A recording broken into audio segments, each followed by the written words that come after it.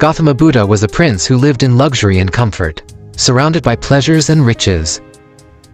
He had everything he wanted, but he was not happy. He felt a deep sense of dissatisfaction and emptiness in his life.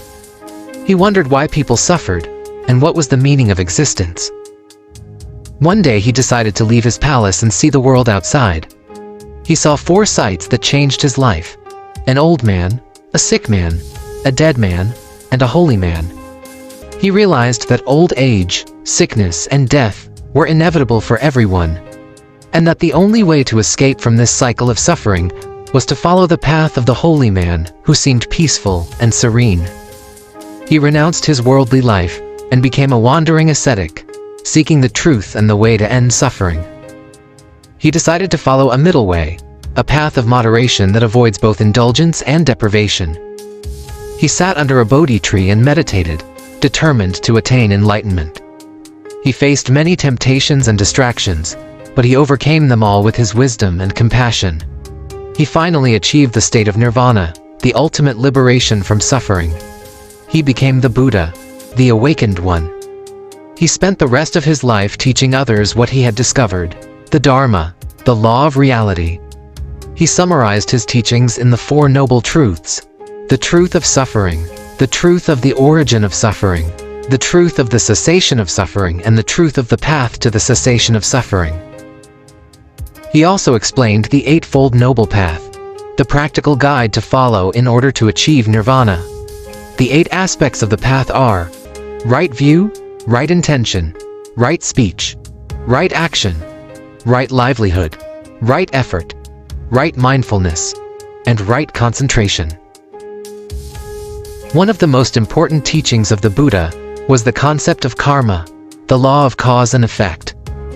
He taught that every action, whether physical, verbal, or mental, has a consequence, either good or bad, depending on the intention behind it.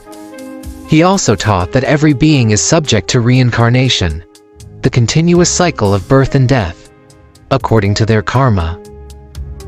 He said that the only way to break free from this cycle is to purify one's mind and attain nirvana. The Buddha taught that the people who deserve our soft behavior are those who are virtuous, wise, and benevolent, and those who are suffering, ignorant, and deluded. He said that we should respect and honor the former, and help and guide the latter.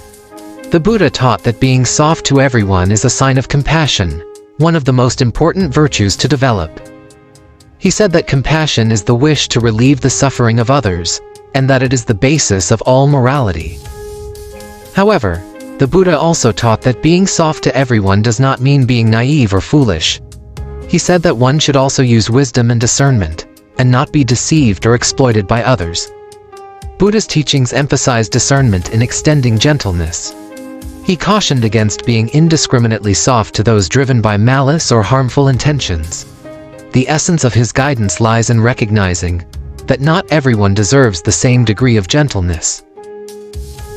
Buddha highlighted the importance of understanding the nature of individuals. Those who are steeped in ignorance, hatred, or harmful actions may not be receptive to gently treatment. He urged followers to be cautious and discerning, suggesting that genuine softness should be reserved for those who reciprocate goodwill and walk the path of virtue.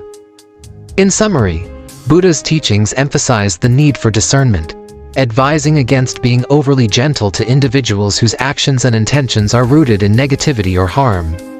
The key lay in balancing compassion with wisdom, offering gentleness where it can foster positive growth and understanding, while exercising caution where it may be futile or detrimental.